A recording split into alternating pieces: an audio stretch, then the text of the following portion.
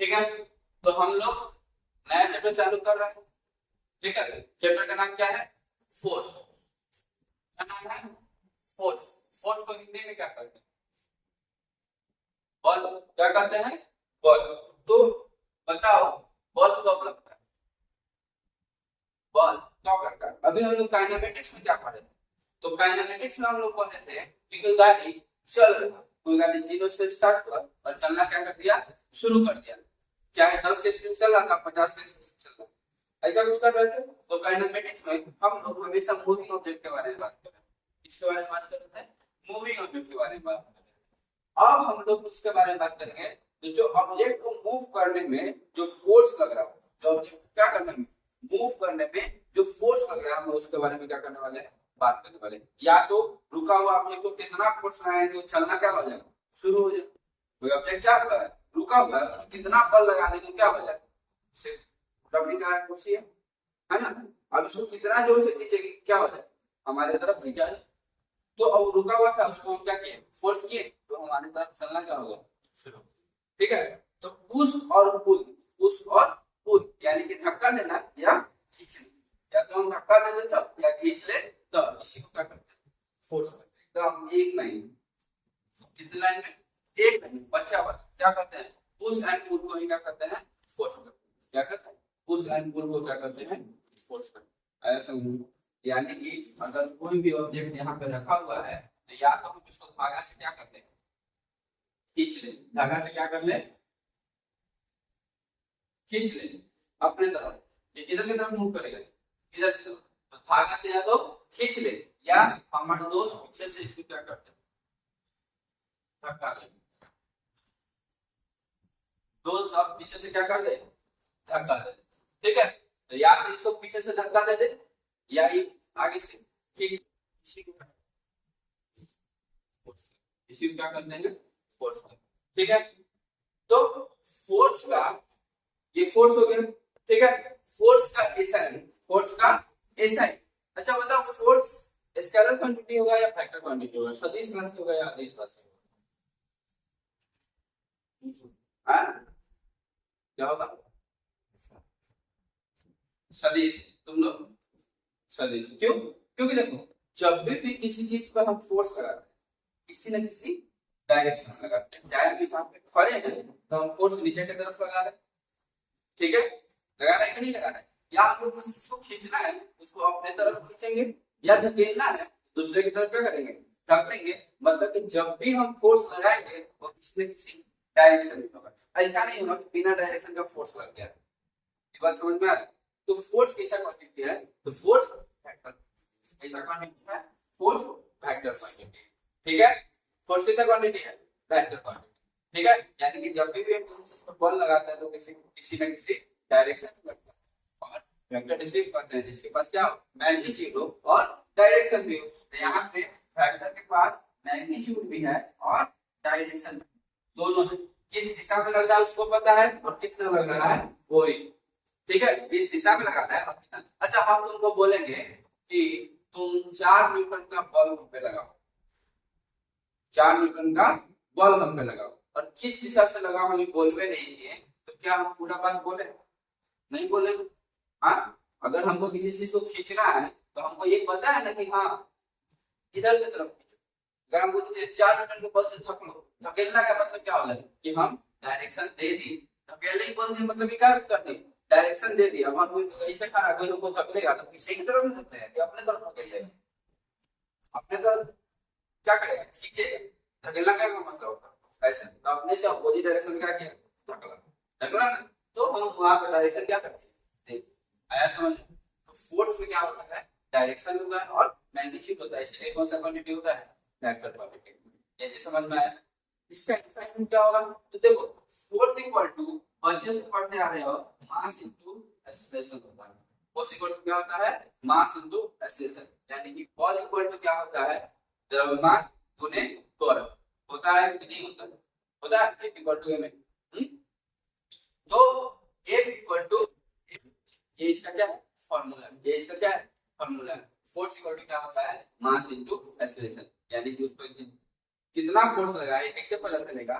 तो जो वस्तु है उसका मास कितना, वस्तु है उसका मास कितना है और उसके द्वारा कितना का त्वरण हो गया, यानी कि कितना से वो त्वरित हो गया, कितना से वो त्वरित हो गया। ठीक है, अब जैसे कि देखो मान लो कि बहुत बड़ा घर, अब हम अकेले जाकर उसको धकेलने लगे, क्या मेरा फोर्स उस पर लगेगा? फोर्स तो हम लगाएंगे नहीं, काम तो हम कर पे किए होंगे, काम तो हम कर पे किए होंगे, लेकिन हमारा बल वहां पे काम नहीं नहीं ना होगा। क्यों नहीं होगा? क्योंकि बहुत ज्यादा है। ठीक है, और वही देखो गाड़ी उड़ी है, क्या है? गाड़ी उड़ी है, तो गाड़ी उड़ी को अगर हम लोग धकेले, मोटरसाइकिल को अगर हाथ से धकेलते हैं तो अच्छा एगो बात है, साइकिल को तुम एक हाथ से आराम से लेके जा सकते हो, लेके जा सकते हो कि नहीं जा सकते हो? साइकिल को एक हाथ में ऐसे पकड़ लोगे और चला लेते हो, क्या मोटरसाइकिल को सेफ टू सेफ कर सकते हो क्या? क्यों नहीं कर पाओ? क्योंकि बल ज्यादा है। क्योंकि क्या ज्यादा है? बल ज्यादा है कि नहीं?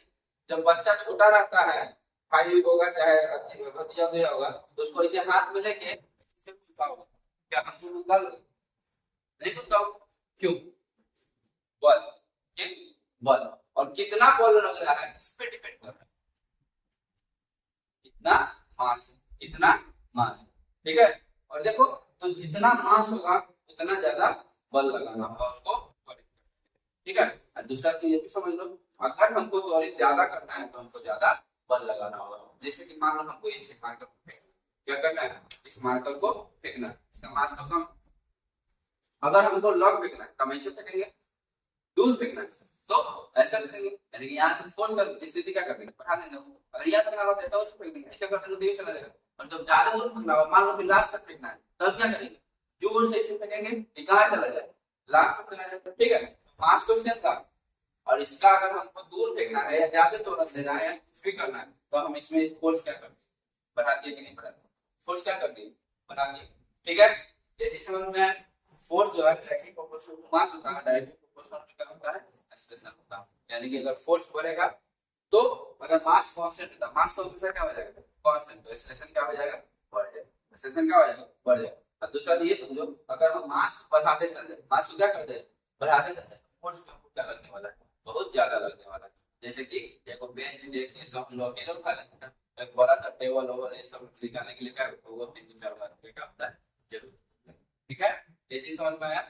ठीक, तो ये फोर्स का कांसेप्ट आया कहाँ से? तो सब सुनते होंगे कि वो बाबा थे, पेड़ के नीचे बैठल थे, उनके माथा पर सेव गिर गया, जिनका नाम न्यूटन था, तो 3 गो लॉ दे दिए। बात पता है कि नहीं पता? ठीक है, तो फोर्स का जो सही से एक्सप्लेन किए थे वो कौन किए थे? न्यूटन। कौन किए थे? न्यूटन। इसीलिए उनके नाम से ही हम लोग सारा पढ़ते हैं।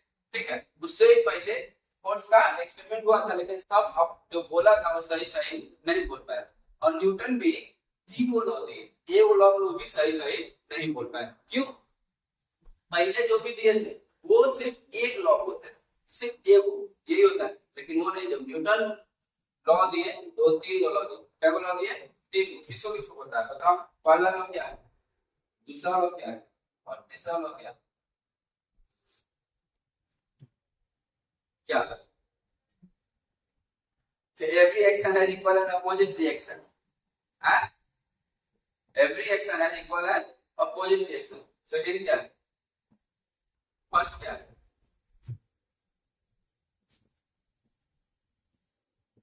देखो पहला लॉ है, अगर वस्तु जिस अवस्था में, वस्तु जिस अवस्था में वह उसी अवस्था में रहने का क्या करेगा? कोशिश करेगा। वस्तु जिस अवस्था में है वह उसी अवस्था में रहने का क्या करेगा? कोशिश करेगा। ठीक है, इसका एक्सपेरिमेंट भी हम लोग कर सकते हैं, कल एक्सपेरिमेंट या कभी दिखाएंगे। ठीक है, वस्तु जिस अवस्था में है उसी अवस्था में क्या करेगा? रहने का कोशिश करेगा। ठीक है, दूसरा लॉ क्या कहता है? दूसरा लॉ क्या कहता है? दूसरा law force equal to mass, force equal to mass into acceleration. और तीसरा लॉ क्या है? तो तीसरा लॉ है कि तुम किसी वस्तु पे जितना फोर्स लगाते हो उतना ही फोर्स वह तुम पे लगाता है कि नहीं? जितना तुम उस पे फोर्स लगाते हो उतना ही वो तुम पे लगाता है। ये है तुम्हारा न्यूटन का 3 नियम। तो यहाँ पे हम लोग न्यूटन थर्ड लॉ के बारे में ज्यादा पढ़ेंगे। इसके बारे में पढ़ेंगे न्यूटन थर्ड लॉ। ठीक है, अच्छा हम लोग ये फोर्स देख लें क्या क्या होता है। फोर्स बहुत प्रकार के होता है, फोर्स जो होते हैं बहुत प्रकार के होते हैं, थोड़ा वो देख लेते हैं फोर्स कितने प्रकार के होते हैं। वो क्या होगा? कांटेक्ट फोर्स और एक होगा नॉन कांटेक्ट फोर्स। पहले इसके बारे में समझ लेते हैं क्या। तो कांटेक्ट फोर्स क्या है, कांटेक्ट फोर्स क्या है। तो कांटेक्ट का मतलब क्या होता है, संबंध। कांटेक्ट का मतलब क्या होता है, टच करना, छूना, संबंध, ठीक है। तो कांटेक्ट फोर्स में क्या होगा, तो कांटेक्ट फोर्स में अगर हम किसी वस्तु को छू के उसमें बल को एक बॉडी से दूसरे बॉडी में ट्रांसफर करते हैं तो कैसा फोर्स होगा, कांटेक्ट फोर्स। तो आगे बिना छुए नहीं हो सकता, बिना छुए नहीं हो सकता। जैसे कि अगर हमको इस ट्राइपॉड को यहाँ से हटाना है तो हमको इसको छूना पड़ेगा कि नहीं छूना पड़ेगा, इस मार्कर को हमको फेंकना है तो हमको छूना पड़ेगा कि नहीं छूना पड़ेगा। अगर हमको वहां पे आके तुमको थप्पड़ मारना है, छूना पड़ेगा कि नहीं छूना पड़ेगा, छूना पड़ेगा। अगर हम यहाँ से मान लो ये मार्कर चला के मार्कर चला के तुमको टच करेगा कि नहीं करेगा, करेगा। ये सब कैसा फोर्स है, कांटेक्ट फोर्स है। चोट कैसा लगता है तुम्हें बताता, चोट क्यों लगता है, बहुत बॉल आके तुम्हारे एक छोटा सा सरफेस या कहीं भी सरफेस पे आके जोर से लगता है, फोर्स जो है वो क्या होता है, चोट होता है कि नहीं होता है। तो क्या है कांटेक्ट फोर्स में क्या होता है, मान लो हम थप्पड़ मारे हैं तो क्या हम इस हवा में ये चलाएं तो जाकर छलांग से लग गया। या चाइनीज मूवी नहीं चल रहा है, चाइनीज मूवी में देखते हो कैसे यहीं पे सॉफ्ट कर देता है वहां पे, चाइनीज मूवी नहीं चल रहा है, साउथ का मूवी चल रहा है। मूवी कौन सा देखो, बॉलीवुड देखो या हिंदी मूवी देखो। जब पहले मैं ऐसे ऐसे मुक्का बना के पढ़ता था, यानी कि उसको भी पता था कि ये वो मुक्का से कोनो काम नहीं चलने वाला, तो क्या करता था, ऐसे मुक्का बना के ऐसे मारता। बजरंग बली से लड़ाई देखा हो, ऐसे ऐसे महाभारत के बाद ऐसे मार, ठीक है, गद्दा से मार, गद्दा खबर खबर का गद्दा से मार। अब तक उनके से मार के दीवार पर देता है। सलमान खान का मूवी मुक्का से मार के पूरा एकदम गिरिल, इतना मोटा गिरिल फाड़ देता है। साउथ का मूवी देखो तो गिरिल जो होता है उसको ऐसे प्रोग्रेस बना देता है, ठीक। तो ये सब फोर्स कैसा फोर्स है, कांटेक्ट फोर्स। ये सब फोर्स कैसा फोर्स है, कांटेक्ट फोर्स। कांटेक्ट का मतलब समझे, जहां हमको किसी भी चीज को छू के उसमें बल देते हैं, कौन सा फोर्स हो गया, कांटेक्ट फोर्स। और नॉन कांटेक्ट फोर्स तो जहां हमको छूने का जरूरत ना पड़े, तो ऐसा फोर्स कहां हो सकता है, तो बताओ। देखो मैग्नेट ले लेंगे, एगो नेल रख देंगे, और जैसे जैसे मैग्नेट को पास ले जाएंगे तो क्या नेल अपने आप अट्रैक्ट हो जाएगा कि नहीं हो जाएगा, क्या हमको उसको खींचने का जरूरत नहीं पड़ा, कुछ करने का जरूरत नहीं पड़ा, नहीं। तो ये कैसा फोर्स हो गया, नॉन कांटेक्ट फोर्स। अगर दो इलेक्ट्रॉन रखा हुआ है उसके बीच में जो फोर्स लग रहा है कैसा है, नॉन कांटेक्ट है कि नहीं। हाँ, तो ये जो हो गया मैग्नेटिक फोर्स हो गया, इलेक्ट्रोस्टैटिक फोर्स हो गया, ये सब कैसा फोर्स हो गया, नॉन कांटेक्ट। और कांटेक्ट फोर्स में क्या हो गया, अच्छा ग्रेविटेशन, ग्रेविटेशन में क्या है, नॉन कांटेक्ट फोर्स है कि नहीं। ग्रेविटेशन क्या है, नॉन कांटेक्ट फोर्स, ठीक है। तो ये सब कैसा फोर्स है, नॉन कांटेक्ट फोर्स है। तो बिग फोर्स क्यों लिख रहा है, बहुत तरीका का फोर्स होगा जो कि क्या होगा, बिग फोर्स के अंदर आ जाएगा, बिग फोर्स के अंदर आ जाएगा। देखो अगर किसी चीज को हम छू रहे हैं, कांटेक्ट कर रहे हैं, तो बिग फोर्स हो ही नहीं सकता, नहीं ना। चीज टच कर रहे हैं तो आप जितना मन उतना फोर्स दे सकते, लेकिन अगर किसी मैग्नेट को वहां रख दिया, नेल को यहाँ रख दिया, अगर बड़ा मैग्नेट होगा तो थोड़ा ना थोड़ा तो बल लगा रहा होगा, उसको खींच नहीं पा रहा होगा। ऐसा होता है कि नहीं होता है, इलेक्ट्रॉन भी दूर दूर है, खींच नहीं पा रहा, जब तेरे पास में है खींच लेगा। ये सब कैसे फोर्स के अंदर आ जाएगा, बिग फोर्स के अंदर जाएगा। तो अब बताओ ग्रेविटेशनल फोर्स की सूत्र को बताना। अब देखो तुम इस पृथ्वी पर कहीं भी बॉल छोड़ो, बॉल कहाँ है, नीचे। कहीं भी बॉल छोड़ो इस पृथ्वी पर, बॉल कहाँ आएगा, नीचे आएगा, आएगा कि नहीं आएगा। ये कैसा फोर्स है, ग्रेविटेशनल फोर्स। ऐसा नहीं है कि तुम बॉल ऊपर जाके छोड़ते हो, नीचे से धरती माता का हाथ निकलता है, खींच लेते हैं, ऐसा होता है। हाथ दिखता है, नहीं दिखता है, क्यों नहीं दिखता, क्योंकि ऐसा कुछ होता ही नहीं। और कैसा फोर्स है, मैग्नेटिक फोर्स है। हमारा जो पृथ्वी है चुंबक की तरह, एक नॉर्थ पोल है, साउथ पोल है, और यहाँ से उसमें तरंग क्या हो रहा है, निकल रहा है, यानी उसी कारण से हम इसमें चिपके हुए कि नहीं। हम लोग कहाँ रहते हैं, पृथ्वी के सतह के ऊपर रहते हैं या अंदर रहते हैं, कहाँ रहते हैं, बीच में, ऊपर, गेंद है ना, हम गेंद के ऊपर रहते हैं। तो तुम सोचो, और हम लोग यहाँ भी नहीं रहते, हम लोग कहाँ रहते हैं, यहाँ रहते हैं, इस सरफेस पर रहते हैं। तो अगर बॉल है और इस सरफेस पर कोई गिरेगा कि नहीं गिरेगा, अच्छी नहीं गिरेगा। इस बोर्ड पे खड़ा कर सकते हो, नहीं हो सकते हो ना, गिर जाओगे, ऐसे ही हम लोग खड़ा है कि नहीं, हम लोग तो उसी प्रकार से खड़ा है। पूरा पृथ्वी इसी से नाच रहा है। नॉर्थ पोल पर तो कोई रहता नहीं है, साउथ पोल पर कोई रहता नहीं, सब यहाँ रहता है, यहाँ रहता है। तो जो नीचे वाला वो नहीं गिर रहा, जो इधर वाला है वो भी नहीं गिर रहा। क्यों नहीं गिर रहा? क्यों नहीं गिर रहा? फोर्स के कारण। ग्रेविटेशन हमको क्या करके रखा है? पकड़ के रखा है। एक और चीज और समझो, अगर बाल्टी में पानी ले लेते हैं, क्या कर लेते हैं? बाल्टी में पानी ले लेते हैं और पानी को जोर जोर से क्या करने लगते हैं? घुमाने लगते हैं। क्या पानी गिरता है? नहीं गिरता। नहीं गिरता। क्यों? उसमें फोर्स लगता है। उसमें क्या लगता है? फोर्स लगता है, इसलिए पानी नहीं गिरता। अब वही बाल्टी को ऐसे लो और ऐसे खड़ा कर दो, क्या होगा? स्नान होगा। क्या होगा? स्नान होगा। पानी पूरा देर तो गिर जाएगा और कुछ होगा नहीं होगा। यदि समझ में आया तो ग्रेविटेशनल फोर्स कैसा फोर्स है? जो कि पृथ्वी के द्वारा किसी भी ऑब्जेक्ट पे लगता है, पृथ्वी के द्वारा किसी भी ऑब्जेक्ट पे लगता है। और इसको क्या कैसे डिनोट करते हैं?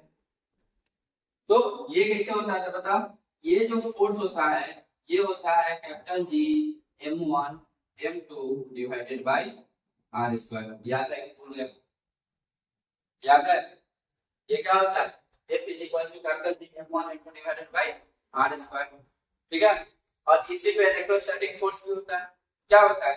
F is equal to K Q1 Q2 by r होता है। इसी पे कौन सा फोर्स होता है? इलेक्ट्रोस्टैटिक फोर्स होता है। ठीक है। तो ये हमारा ग्रेविटेशनल फोर्स हो गया। क्या हो गया? ग्रेविटेशनल फोर्स जो किसी भी वस्तु पर लगता है, किस पे डिपेंड करता है? दोनों वस्तु के मास पे। और वो दोनों वस्तु अपने से कितना दूरी पे है उस पे क्या करता है? डिपेंड करता है। ये वाला फोर्स भी वही है, सेम टू सेम है, कुछ चेंज हुआ नहीं है, सीधे छाप किए। ठीक है। और छाप के अपना नाम कमा लिए, छाप के नाम कमा लिए। ठीक। ये दोनों फोर्स क्या है? सेम है। Electromagnetic force, electromagnetic force. तो इलेक्ट्रोमैग्नेटिक फोर्स 10वां में सोने लॉयड ये सब कुछ पढ़े थे। 10वां में कुछ ऐसा सबसे पढ़े थे। एगो ऐसे लोहा का एलिमेंट लेते हैं और इस पर छड़ को क्या ये तार को क्या करते हैं? लपेट देते हैं। तार को क्या कर देते हैं? लपेट देते हैं। तो इसमें नॉर्थ पोल और साउथ पोल क्या हो जाता है? जनरेट हो जाता है। ऐसा पढ़े थे? याद आ रहा है कि नहीं आ रहा? पढ़े होंगे। तो इसमें जितना देर तक इलेक्ट्रिसिटी रहेगा उतना देर तक मैग्नेट क्या रहेगा? बना रहेगा। और इसी प्रॉपर्टी से हमारा मोटर, जनरेटर, इंजन ये सब क्या होता है? नचता है कि नहीं नचता? हम इलेक्ट्रिसिटी देते हैं और उसमें पहले से मैग्नेट रहता है और इसमें भी क्या रहता है? मैग्नेट रहता है। और दोनों नॉर्थ और साउथ में क्या होता है? डिस्टर्बेंस होता है, उसको घूमना क्या कर देता है? शुरू कर देता है। तो इसी प्रॉपर्टी से हम लोग मोटर का और ये सब का तुम लोग पढ़े होगे कि नहीं पढ़े होगे? याद है? हाँ। तो motor, working principle of motor, यानी मोटर कैसे काम करता है उसमें एक। ठीक है। तो ये हो गया हमारा इलेक्ट्रोमैग्नेटिक फोर्स। क्या टच होता है दोनों? नहीं होता है दोनों। अगर दोनों टच हो जाएगा तो क्या मोशन होगा? नहीं होगा। ठीक है। अगला है न्यूक्लियर फोर्स। क्या है? Nuclear force. देखो न्यूक्लियर फोर्स है तुम्हारे पापा के तरह। क्या है? तुम्हारे पापा की तरह, जिनके डरे तुम घर के आसपास बना के रखते हो। जैसे पता चला कि पापा मुजफ्फरपुर गए हैं तो आप समझते तो तुम्हारा छुट्टी है कि नहीं? ना कोचिंग जाएगा, ना स्कूल जाएगा, दिन मन होने घूमते चला आएगा है। पापा अगर घरे बैठा है घर पे ऐसे में रखते हो हाँ जब बच्चा करेंगे पहुंचेंगे, ऐसा होता है कि नहीं होता? तो ये क्या होता है? Nuclear force. यानी कि जो भी एटम होता है उसके बीच में क्या होता है? न्यूक्लियस होता है। और उसके चारों तरफ उसका इलेक्ट्रॉन क्या करते रहता है? घूमते रहता है। तो कोई ना कोई फोर्स तो उसको बांध के रखा हुआ है। पढ़ाई तो नहीं पढ़ा, कोई ना कोई फोर्स क्या कर रखा है? बांध के रखा। वही फोर्स को क्या कहते हैं? न्यूक्लियर फोर्स कहते हैं। ठीक है। और बिग फोर्स तो और भिन्न प्रकार का जो फोर्स उसको क्या कहते हैं? Big force. ठीक है। जैसे कि मान लो हम खड़े तो हमारे शरीर से भी वेव निकल रहा होगा तो हमारे शरीर से भी मैग्नेट बन रहा है और तुम्हारे शरीर से भी मैग्नेट बन रहा है कि नहीं बनना? और ये भी कनेक्शन हो रहा है। ठीक है। समझ में आ रहा है? पहले ये सब चीज दिखाया जा सकता था, अभी हम लोग ये सब चीज दिखा नहीं सकते। लेकिन आदमी का भी शरीर होता है, उसके चारों तरफ भी क्या होता है? एक आवरण बनते रहता है कि नहीं बनते रहता है? देखना तुम किसी साधु संत या स्पिरिचुअल आदमी के पास जाओगे, जैसे बगल में जाओगे तो तुम्हारा शरीर क्या हो जाएगा? उस फोर्स को फील कर पाएगा। याद है? चाहे वो मंदिर उधर जाता है ना, तो देखना जैसे तुम मंदिर में इंटर करोगे, मंदिर में क्या करोगे? इंटर करोगे तो तुम्हारा शरीर का जो है सारा चीज ही बदल जाए। आ रहा है? तुम्हारे शरीर का संतुलन ही क्या हो जाएगा, बदल जाएगा। तो वो वहां के आवरण के कारण, यानी कि वहां का जो फोर्स है उसमें तुम्हारा शरीर क्या हो जाता है, एडजस्ट हो जाता है। और तुम जब बच्चा जो है इन्वायरमेंट से सीखता है, क्या करता है कि इसको गलत संगति में होगा तो गलत हो जाएगा, सही संगति में होगा तो क्या हो जाएगा, सही हो जाएगा, नहीं हो जाएगा। इसके कारण, यही सब इसके कारण, जब जो वस्तु जहां जाएगा, हम जहां जाएंगे, हमारा शरीर उस परिस्थिति में ढलने की क्या करेगा, कोशिश करेगा कि नहीं करेगा। और उस परिस्थिति में ढलते ढलते ढलते ढलते वैसा ही बन जाएगा। जैसे कि अभी मान लो हम लोग यहाँ रहते हैं और हम लोग हिमालय पे अगर कहा जाता है कोई दिन स्नान कर पाएगा बर्फ से, नहीं कर पाएगा। हाँ, क्यों नहीं कर पाएगा? और कर लिया जैसे हॉस्पिटल पे या ऊपर, नहीं हो सकता है, हो सकता है, क्यों नहीं कर पाओगे? क्योंकि हमारा शरीर उस आवरण के लिए या उस वातावरण के लिए बना ही नहीं। हम लोग बचपन से यहाँ रहे हैं, हमारा नहीं बना है, जो वहां पैदा किया उसमें तो वहां पर स्नान सब करता होगा कि नहीं करता होगा, खाना वाना सब खाता होगा। है तो वो वहां पे मान लो -10, -15, -40 में रह सकता है। क्या तो -40 में रह सकते? 16 डिग्री, 15, 14 डिग्री, 13 डिग्री जाता है तो हालत खराब हो जाता है। 10 को कंबल ओढ़ के घर में घुस जाते हैं, घुस जाता कि नहीं घुस जाता? कनकनी के मारे घर से बाहर नहीं निकलते हो नहीं ना, तो उसका शरीर उसके लिए बना, हमारा शरीर। यहाँ हाँ, हम लोग जो गर्मी झेल लेते हैं 40 डिग्री 50 डिग्री झेल लेते हैं, क्या हम लोग झेल पाएगा? नहीं झेल पाएगा, है ना। तो हम लोग गर्मी झेल सकते हैं, क्यों? क्योंकि हम लोग ठंडी भी झेलेंगे, हम लोग गर्मी भी झेलेंगे। बिहार का, यूपी का ये सब जो है, ये सब बच्चा इतना काम करने में जो है तुम्हें उतना क्यों तेज होता है पता है? सर्दी भी स्ट्रीम देता है और गर्मी भी स्ट्रीम देता है। मतलब कि 50 डिग्री सेल्सियस तक गर्मी भी झेल लेता है और 10 डिग्री, 15 डिग्री, 5 डिग्री, 4 डिग्री तक ठंडी भी झेल लेता है। ठीक है, तो किसी भी वातावरण में जाके काम करते आता है कि नहीं आता? हो गया। तो ये सब फोर्स के बारे में समझ गया, ठीक है। और कांटेक्ट फोर्स में क्या हो जाएगा, जितना भी हम खींच खाच रहे हैं सब क्या है, कांटेक्ट फोर्स। और नॉन कांटेक्ट फोर्स ये होगा। तो कांटेक्ट फोर्स के बारे में इसके बारे में पढ़ने जा रहे हैं। कांटेक्ट यानी कि forces between two surfaces contact, जब दो को सरफेस एक साथ कांटेक्ट हो, तो दो को सरफेस एक साथ कांटेक्ट। याद है तो हीरो सो रहा है क्या? गल रखा तो मान लो ये क्या है, टेबल। ये क्या है, टेबल। और इस टेबल पे क्या रखते हैं, कुछ भी रखो। इस टेबल पे क्या रख दो, कुछ भी। इसका मास क्या हो, तो इसमें फोर्स लगेगा कि नहीं लगेगा? ये वो तो फोर्स होगा जो ये टेबल, ये वस्तु जो है टेबल पे लगा रहा होगा। क्या वस्तु कोई भी रखता है टेबल पर फोर्स लगाता है कि नहीं लगाता है? एग्जांपल दें,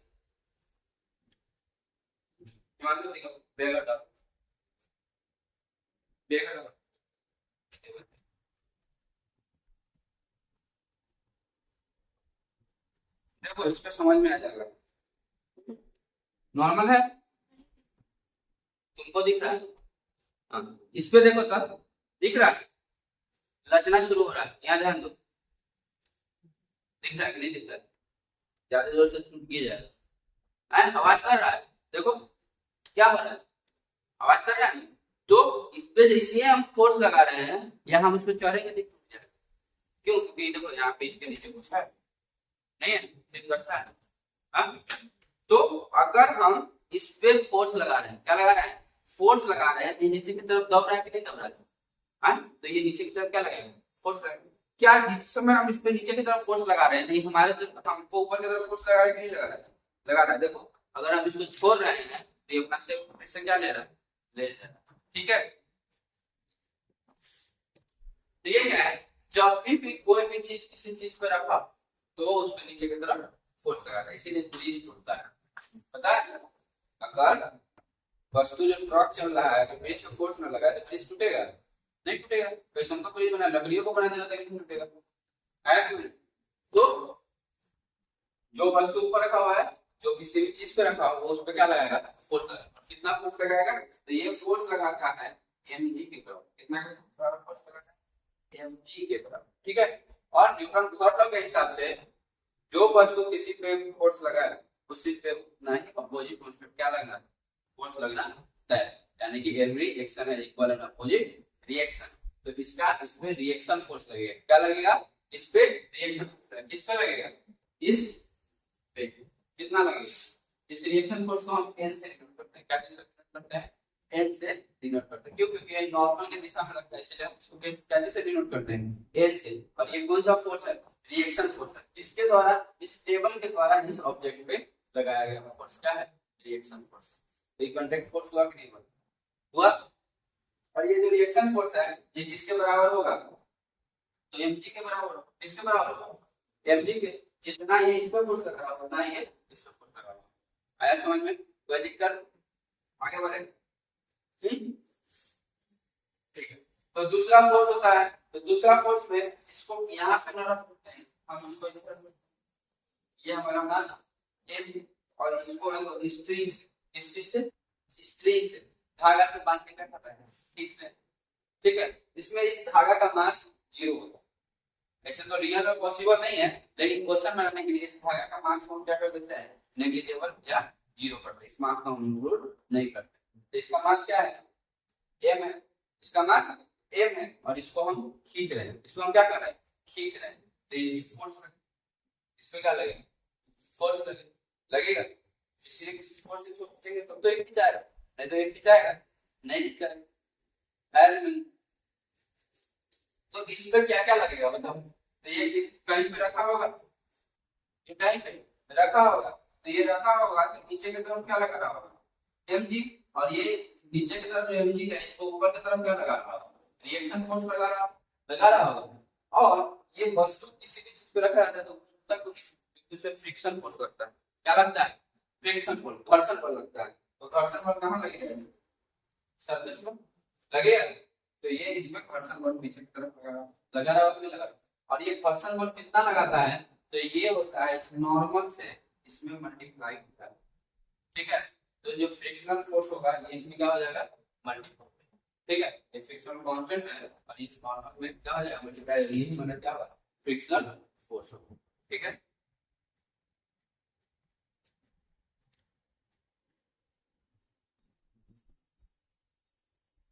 आगे आगे है, अगर कोई स्प्रिंग होगा, अगर कोई क्या होगा? स्प्रिंग होगा तो कितना फोर्स लगाएगा? तो देखो स्प्रिंग देखे हो कि नहीं? देखो टिप टॉप वाला कॉलम, कॉलम को टिपते हो तो कॉलम क्या हो जाता है? चलने लगता है। जैसे एक बार टिप को फेंक देता है, हाँ? देखो उसमें क्या होता है? मान लो यहाँ पे कोई स्प्रिंग लगा, क्या लगा दिया? स्प्रिंग लगा दिया और इससे कोई मास क्या करती है? मास कोई कलेक्ट करती है। ठीक है। तो स्प्रिंग अभी खुला हुआ है, अगर इसी मास को हम इधर की तरफ धकेलेंगे तो क्या होगा? स्प्रिंग ब्रेक होगा। छोड़ देंगे तो ये आगे की तरफ फेंकेगा, या इसको यहां से खींचे और छोड़े तो ये पीछे की तरफ क्या करेगा? खींचेगा। खींचेगा कि नहीं खींचेगा? तो हमारा मान लेते हैं ये पोजीशन x है, ये पोजीशन क्या है? x है। चाहे x0 मान, क्या मान लो? x0 मान लो। अगर इसको हम दबा दिए तो यहाँ आ जाएगा, देख आ जाएगा। यहाँ से यहाँ के बीच का डिस्टेंस को x मान लो। ठीक है। यहाँ से यहाँ के बीच का डिस्टेंस को क्या मान लो? x मान लो। ठीक है। तो इसके द्वारा जब फोर्स लगेगा क्या होगा? तो फोर्स होगा k इंटू x। बताओ k क्या है? तो k हमारा स्प्रिंग कांस्टेंट, k हमारा क्या है? Spring constant. ठीक है। तो k हमारा स्प्रिंग कांस्टेंट है और x क्या है? तो डिस्प्लेसमेंट। x क्या है? डिस्प्लेसमेंट। तो ये डिस्प्लेसमेंट इधर की तरफ रहे चाहे उधर की तरफ रहे, फॉर्मूला तो यही होने वाला है। डायरेक्शन क्या हो जाएगा? चेंज। सिर्फ क्या चेंज होगा? डायरेक्शन। आया समझ? तो ये फोर्स को इधर की तरफ फेंके, अगर इधर की तरफ फेंके तो फोर्स स्प्रिंग उधर की तरफ धकेलेगा और हम उधर की तरफ खींचे तो स्प्रिंग इधर की तरफ खींचेगा, यानी कि हमेशा अपोजिट डायरेक्शन में करेगा कि नहीं करेगा? तो ये हमारा स्प्रिंग के द्वारा, किसके द्वारा हो गया? स्प्रिंग के द्वारा। अच्छा, अगर यही धागा को हम ऐसे लटका दें, यही धागा को हम ऐसे लटका दें किसी मास m से, तो इसको नीचे की तरफ फोर्स कितना लगेगा? mg। नीचे की तरफ फोर्स कितना? mg। और ऊपर की तरफ जो धागा में फोर्स लगता है उसको टेंशन कहते हैं। क्या कहते हैं? टेंशन। ठीक है। उसको क्या कहते हैं? टेंशन, जिसको हम T से डिनोट करते हैं। किससे डिनोट करते हैं? टी से, और जो कि बराबर होगा T equal to mg। T equal to किसके बराबर हो जाएगा, mg के। कैसे हो जाएगा, देखो इसमें कुछ और होने वाला है, जो भी फोर्स लग रहा है किसके द्वारा लग रहा है, mg के द्वारा, तो कितना हिस्सा तो कितना टेंशन होगा, तो mg के बराबर होगा। कितना टेंशन होगा, mg के बराबर। ये चीज समझ में आया। तो अभी देखो, अभी पहला चैप्टर में हम लोग फ्रिक्शन रिलेशन के बारे में नहीं पढ़ेंगे, हम लोग सिर्फ स्प्रिंग के बारे में पढ़ेंगे, टेंशन के बारे में पढ़ेंगे, और जैसे ऊपर ऊपर पढ़ेंगे, ठीक है। पहला वाला क्वेश्चन पढ़ेंगे तब, और सेम टू सेम क्वेश्चन हर बार आएगा, फिर से आएगा, और उस समय हम किसी वस्तु को डबल डबल मास कर देंगे। क्या कर देंगे, दो को मास, या एक मास है ना, वहां पे मास करेंगे, दो को मास, उसके बाद तीन को मास करेंगे, एक मास करेंगे, तीन को मास करेंगे। और ये जब बना लेंगे हम लोग फ्रिक्शन पढ़ेंगे, तो उस समय सारा चीज सेम रहेगा, उस समय वो फ्रिक्शन फोर्स इसमें क्या हो जाएगा, ऐड हो जाएगा। क्या हो जाएगा, ऐड हो जाएगा। और उसके अगला चैप्टर में जब हम लोग रोटेशन पढ़ेंगे, क्या पढ़ेंगे, रोटेशन, तो उस समय भी कुछ चीज सेम रहेगा और उसको घुमाना शुरू करेंगे, ठीक है। तो इस चैप्टर को बहुत अच्छा से मास्टर किया जा सकता है, इस चैप्टर को बहुत अच्छा से क्या किया जाता है, मास्टर किया जा सकता है, ठीक है।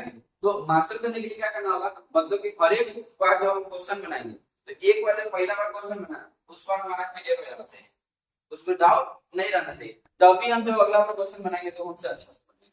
आ रहा समझ में।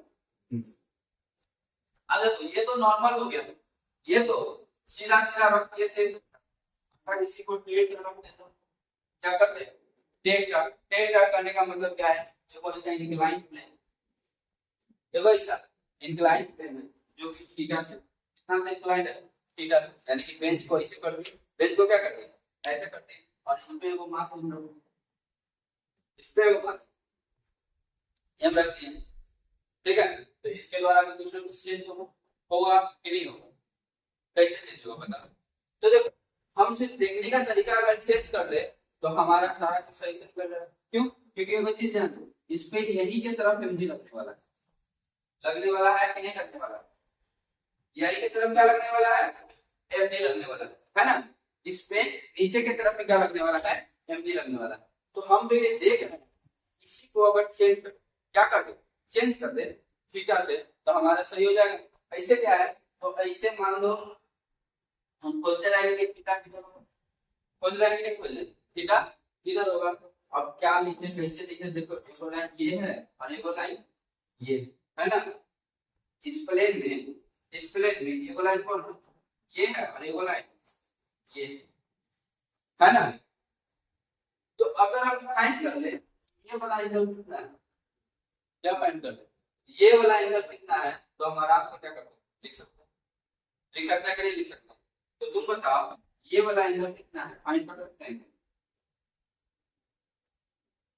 सॉरी ये तो नीचे की तरफ है, ये हो गया, ये कहां की तरफ है, नीचे की तरफ है, तो नीचे की तरफ इस पे कौन लग रहा है, एम, देखो यही प्लेन है ना, एक्स वाला प्लेन यही है, तो इसमें ये नीचे की तरफ क्या लगेगा, एम जी लगेगा, ठीक है। तो ये नीचे की तरफ इसको घुस भी तो रहा है, तो इस सब को क्या करते हैं, अगर हम चेंज कर दे, इस सब को क्या करते हैं, चेंज कर, तो चेंज करने के लिए क्या करना होगा, चेंज करने, ये हमारा पहले का, ये हमारा एक्स एक्सिस है और वाई एक्सिस है ना, ये हमारा कौन सा एक्सिस है, एक्स एक्सिस है और वाई एक्सिस, ये हमारा एक्स एक्सिस है और ये हमारा वाई है ना। अब हम इसको क्या किए, चेंज किया, चेंज कैसे करेंगे, देखो इसके हम अपना एक्सिस कर, एगो एक्सिस इसके अलग और एगो एक्सिस इस पे परपेंडिकुलर, ठीक है। तो ये हमारा नया एक्सिस होगा, ये हमारा क्या होगा, नया एक्सिस, ठीक है। तो इसको मान लो तुम x डैश और इसको मान लो y डैश, मान लिए। और हम क्या किए हैं, सिर्फ अपने x एक्सिस को घुमा दिए, अपने x एक्सिस को क्या कर दिए, घुमा दिए कि नहीं घुमा दिए, ठीक है। जैसे कि मान लो इस फोर को उठाएंगे और इसको थोड़ा सा ऐसे कर देंगे, ऐसे में, तो ऐसा किए क्यों है, ताकि हम यहाँ से एंगल क्या कर सके, निकाल सके, क्या कर सके, एंगल निकाल सके। तो देखो इसको हम कितना से घुमाए हैं, ध्यान दो, एक से घुमाए, तो ये जो एंगल होगा ये क्या होगा, थीटा होगा, ये जो एंगल क्या होगा, थीटा होगा, और ये एंगल कितना होगा, तो ये एंगल कितना होगा, अगर ये थीटा होगा ये कितना होगा 90 माइनस थीटा, ये कितना होगा 90 माइनस थीटा, तो इसको हम 90 माइनस थीटा लिख सकते हैं, क्या लिख सकते हैं 90 माइनस थीटा, ठीक है। अब साइन थीटा कॉस थीटा सबको करने आता है, साइन थीटा और कॉस थीटा सबको करने आता है, तो ये वाला mg cos थीटा होगा, ये अगर mg फोर्स है और ये है, ये क्या होगा mg cos 90 degree minus theta होगा, और ये वाला mg sin थीटा होगा, ये वाला mg cos थीटा और ये वाला क्या होगा mg sin थीटा। देखो ये है तो ये होगा mg sin थीटा, तो इधर की तरफ होगा mg sin 90 डिग्री माइनस, तो mg cos 90 degree minus theta, यानी कि ये क्या लिखते हैं sin थीटा और ये क्या लिखते हैं mg ऐसा, तो इधर की तरफ क्या होगा mg sin थीटा और इधर की तरफ क्या होगा mg cos थीटा, ठीक है। ये फोर्स जितना जल्दी अगर निकालना तुम लोग सीख गए और ये जितना जल्दी करना सीख गए तो उतना जल्दी तुम्हारे लिए क्या होगा फायदेमंद होगा।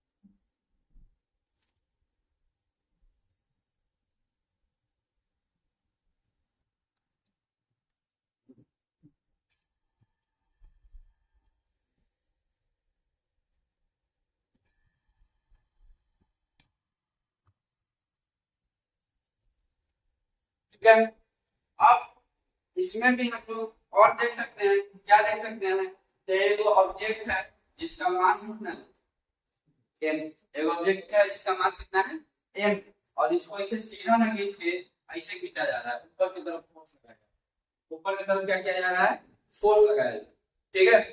कहां की तरफ फोर्स लगा रहा है ऊपर की तरफ, तो जैसे ऊपर की तरफ फोर्स लगाएंगे तो किसी न किसी एंगल थीटा लगाएंगे, तो ये सबको लिखने आता है कि नहीं आता है, इसमें आई की तरफ कितना फोर्स लगेगा बताओ m cos थीटा लगेगा, ऊपर की तरफ कितना फोर्स लगेगा m sin थीटा होगा, और जो f sin थीटा होगा किसके बराबर होगा बताओ mg के, f sin थीटा किसके बराबर होगा mg के, जब तक f sin थीटा mg के बराबर रहेगा या mg से छोटा रहेगा तब तक वस्तु नीचे रहेगा, जैसे f sin थीटा mg से क्या हो गया बड़ा हो गया तो वस्तु ऊपर की तरफ क्या हो जाएगा टंगा जाएगा, टंगा जाएगा कि नहीं टंगा जाएगा, ऊपर की तरफ खिंचा जाएगा, तो ये sin थीटा और f cos थीटा, ऐसा क्वेश्चन आ सकता है कि नहीं आ सकता है। तो अब शुरू में तो ये क्वेश्चन अभी नहीं आया, पहले अभी वो सब आएगा, पहले अभी वो सब आएगा, ठीक है। तो बनाने की कोशिश करें, सॉल्व करने की कोशिश करें, तो 4 क्वेश्चन सॉल्व करके क्या करते हैं बनाते हैं। क्वेश्चन नंबर फर्स्ट, एक ऑब्जेक्ट है जिसका मास m, एक ऑब्जेक्ट है जिसका मास m, ठीक है, और ये धरती पे ठीक, इस पे आगे की तरफ क्या लग रहा है फोर्स F लग रहा है, इसके आगे की तरफ क्या लग रहा है फोर्स F लग रहा है, तो इसके दौरान त्वरण कितना होगा निकाल, इस वस्तु में त्वरण कितना होगा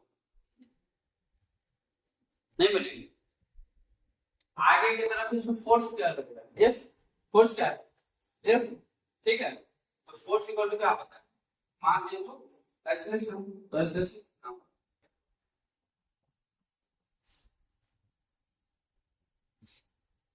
एक्सेलरेशन कितना होगा F बटा m, ठीक है, कोई दिक्कत,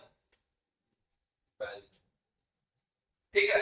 एक हॉरिजॉन्टल सरफेस है इस पे एक ब्लॉक रखा हुआ है जिसका मास कितना है m, ठीक है, horizontal surface, if the block is pulled by applying a force magnitude F equal to mg, और इसको ना F इक्वल टू कितना 5 mg, F equal to 5 mg से खींच रहे हैं कितने डिग्री के एंगल पे, तो 37 डिग्री के एंगल पे। कितने डिग्री के एंगल पे? 37 डिग्री के एंगल पे इसको आगे की तरफ क्या कर रहे हैं? खींच रहे हैं। तो बताओ with what would at the theta with origin find the acceleration of the flow. तो इसका एक्सेलरेशन निकाल दो। तो इसका क्या निकाल के बताओ? एक्सेलरेशन निकाल के बताओ। बताओ अगर हम इसको कितना से खींच रहे हैं? 5 mg से। कितना से खींच रहे हैं? 5 mg से। तो इसका एक्सेलरेशन कितना होगा अगर इसको हम 37 एंगल से खींच रहे हैं? कितने डिग्री एंगल से खींच रहे हैं? 37। ध्यान दो। तो देखो जब भी हमको क्वेश्चन मिलता है, सबसे पहला हम इसका फ्री बॉडी डायग्राम बनाते हैं। क्या बनाते हैं?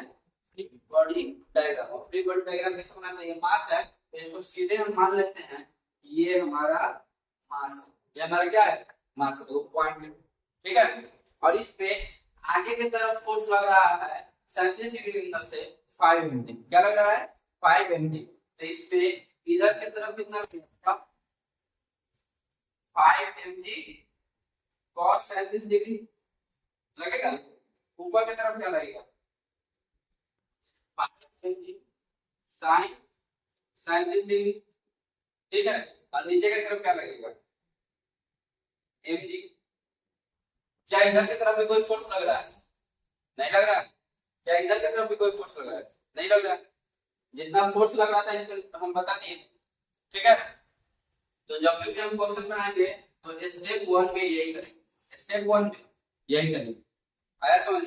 स्टेप 2 में क्या करेंगे? तो स्टेप 2 में हमको पता है कि हमको करना क्या है। तो करना क्या है? तो जो x एक्सिस में है उसको अलग और जो y एक्सिस में है उसको अलग, ठीक है। तो x एक्सिस को लेके चले तो x एक्सिस में क्या है? 5 mg cos 37 डिग्री। अच्छा cos 37 डिग्री का वैल्यू कितना होता है किसी को पता है? 4/5। cos 37 डिग्री का वैल्यू कितना आता है? 4/5, ठीक है। तो यहाँ पे अगर हम cos 37 डिग्री की जगह पर 4/5 लिख देते क्या होगा? 4/5, 5 से 5 कट जाएगा, ये क्या हो जाएगा? 4 mg हो जाएगा। और यहाँ पे क्या हो जाएगा? तो यहाँ पे हो जाएगा 3। आया समझ में? तो यहाँ पे हो जाएगा 3 mg और यहाँ पे हो जाएगा 4 mg। मतलब कि इधर की तरफ 4 mg का फोर्स लग रहा है और ऊपर की तरफ कितने का फोर्स लग रहा है? 3 mg का फोर्स लग रहा है। आया? किसी को कोई दिक्कत नहीं ना? चलो तो इसमें आगे की तरफ एक्सेलरेशन कितना होगा? तो देखो x एक्सिस का एक्सेलरेशन को हम x मान सकते हैं क्या? तो x एक्सिस का एक्सेलरेशन क्या होगा?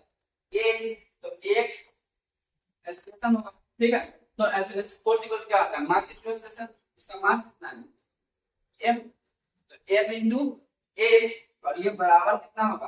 Force equal to mass into acceleration के बराबर। फोर्स कितना लग रहा है? 4 mg। लग रहा है कि नहीं लग रहा है? लग रहा है। इस डायरेक्शन में फोर्स कितना लग रहा है? 4 mg, जो कि बराबर किसके होगा? मास इनटू एक्सेलरेशन के। तो क्या हो जाएगा? मतलब m से m क्या हो जाएगा? कट जाएगा। मतलब कि x इक्वल टू 4g। ये हमको x एक्सिस में क्या मिल गया? एक्सेलरेशन। ये किस एक्सिस में एक्सेलरेशन मिल गया? x axis. तो सिर्फ x एक्सिस में एक्सेलरेशन होगा कि y एक्सिस में भी होने वाला है? होने वाला है ना? तो देखो y एक्सिस में फोर्स कितना लग रहा है? ऊपर की तरफ 3 mg और इसमें से mg क्या हो जाएगा? घट जाएगा। हाँ, इस 3 mg में से mg क्या हो जाएगा? घट जाएगा। तो y एक्सिस में कितना फोर्स लग रहा है? y एक्सिस में टोटल फोर्स लग रहा है 2 mg। y एक्सिस में टोटल फोर्स कितना लग रहा है? 2 mg, ठीक है। कितना फोर्स लग रहा है? 2 mg। और जो कि बराबर किसके होगा? मास इनटू एक्सेलरेशन। मास इनटू एक्सेलरेशन, ठीक है। मास से मास क्या हो जाएगा? कट जाएगा। तो ay इक्वल टू क्या होगा? 2g। ay इक्वल टू क्या होगा? 2g, ठीक है। तो ax हमको पता है और ay हमको क्या है? पता है। तो अगर रिजल्टेंट क्या निकालना है? इसका रिजल्टेंट टोटल। तो टोटल एक्सेलरेशन a होगा। टोटल एक्सेलरेशन a होगा। और देखो अभी हम लोग कॉम्प्लेक्स पढ़ रहे हैं। क्या पढ़ रहे हैं? कॉम्प्लेक्स। थोड़ा मोड़ा दिमाग लगाओगे तो हो जाएगा। इसको हम क्या लिख सकते हैं? क्या 4g i cap plus 2g j cap. किसी को याद है? हाँ, 4g i cap plus 2g j cap. यानी कि x एक्सिस का है तो i कैप और y एक्सिस का है तो जे का फैक्टर, ठीक है। और इसका मैग्नीट्यूड, अगर इसका हमको क्या निकालना है मैग्नीट्यूड, तो क्या करते हैं रूट अंडर ए स्क्वायर प्लस बी स्क्वायर करते हैं। तो ए स्क्वायर मतलब कि 4 चौका 16 का होल स्क्वायर और दो दूनी 4 और जी स्क्वायर कितना हो जाएगा 16 4 20 जी स्क्वायर 5 चौका 20, ठीक है। तो 4 बाहर निकल जाएगा, 4 क्या निकल जाएगा बाहर, जी कहाँ निकल जाएगा बाहर, और रूट क्या हो जाएगा तो 2g रूट 5 हमारा क्या हो जाएगा आंसर। सेम है, देखो मास है यहाँ पे m, जिस पे हॉरिजॉन्टल से 30 डिग्री पे 30 डिग्री पे फोर्स लग रहा है जो कि किसके बराबर है 5mg के बराबर, किसके बराबर है 5mg के बराबर है। तो बताओ इसके द्वारा एक्सेलरेशन कितना होगा, टोटल एक्सेलरेशन बताओ, x एक्सिस में कितना एक्सेलरेशन होगा, y एक्सिस में कितना एक्सेलरेशन होगा और टोटल एक्सेलरेशन। चलो आगे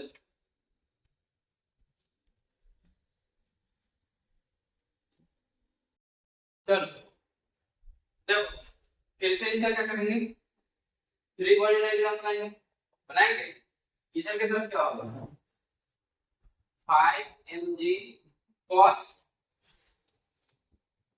ऊपर की तरफ 5mg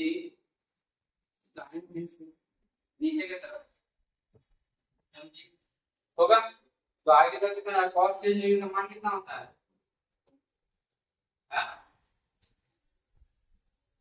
रूट 3 बाय 2 और sin के का वैल्यू 1 बाय 2, ठीक है। तो हमको x एक्सिस में दिख रहा है 5mg 1 बाय 2 माइनस mg और y एक्सिस में, और x एक्सिस में क्या दिख रहा है 5mg रूट 3 बाय 2, ठीक है। तो पहले अगर x एक्सिस में बात करें तो मास into acceleration into x axis है तो 5mg रूट 3 बाय 2, m से क्या हो जाएगा कट जाएगा, यानी कि x इक्वल टू क्या आ गया 5 रूट 3 बाय 2g आया। और y एक्सिस का बात करें ये हमारा किस एक्सिस का है x, y एक्सिस का बात करें तो y एक्सिस में क्या है 5mg by 2 minus mg is equals to mass into acceleration ay ऐसा। तो यहाँ से भी m से m क्या हो जाएगा कट जाएगा, कट जाएगा, या तो बाद में काटो नहीं तो अभी भी काट सकते कोई दिक्कत नहीं। कितना से 5g माइनस 2g बटा 2 होगा, यहाँ से कितना आ जाएगा 3g बटा 2, कोई दिक्कत नहीं। और ये बराबर होगा ay, ये किसके बराबर होगा ay, ठीक है। तो x एक्सिस में इतना का एक्सटेंशन कर रहा है और y एक्सिस में इतना का एक्सटेंशन कर रहा है, तो दोनों का रिजल्टेंट निकाल, दोनों का क्या निकालें रिजल्टेंट। तो रिजल्टेंट क्या होगा a equal to root under a square मतलब कि बचा 25 गुने 3 बटा 4 G square plus B square, यानी कि 3 तिहाई 9 जी स्क्वायर बटा 4 होगा।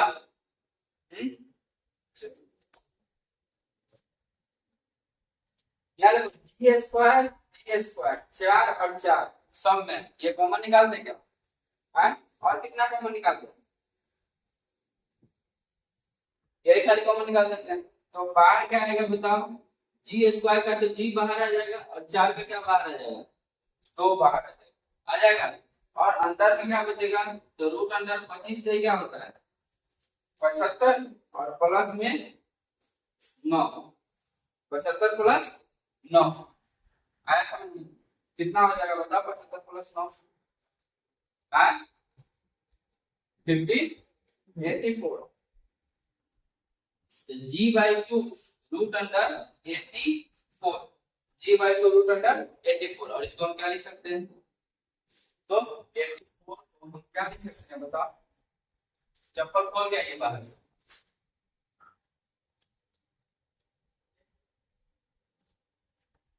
2 से कितना 42 और 2 से 21, ठीक है, और 7 3, ठीक है, यानी कि इसमें से 2 हम बाहर निकाल सकते हैं। क्या बाहर निकाल सकते हैं? 2 हम बाहर निकाल सकते हैं, ठीक है। 7 और 3 नहीं निकाल सकते हैं, तो रूट अंडर 21 लिख देंगे, ठीक है। और 2 जिसके बाहर निकालेंगे तो ये क्या होगा? 2 रूट 21, 2 से 2 क्या हो जाएगा? कट जाएगा, यानी कि रूट अंडर 21 जी हमारा क्या हो जाएगा?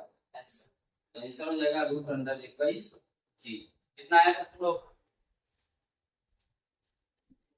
इतना ही है, गलत कर लिए थे, ठीक है। तो ये हमारा दूसरा क्वेश्चन था जो कि बन के क्या हो गया? तैयार हो गया। और आप लोग को अब क्या करना है? तो आप लोग अपना अपना किताब को थोड़ा सा क्या करके पढ़िएगा, और उसमें जो भी क्वेश्चन अगर लग रहा है करने वाला तो क्या कीजिए, बनाइए।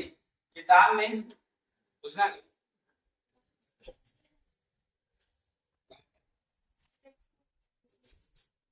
माइनस, ये कहां से है? 5mg1/2, 5mg1/2, और ये ऊपर की तरफ इसमें से एंगल क्या कर दिए?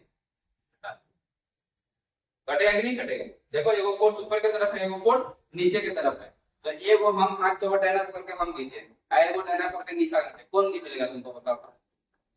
हम खींचेंगे कि नहीं खींचेंगे? क्यों? क्योंकि मेरा फोर्स ज्यादा है, हाँ हम खींच सकते हैं तुमको, तो उसका फोर्स घटिए ना जाएगा, उसका फोर्स घटिएगा ना तो हमारे तरफ आएगी, है बस यही बात।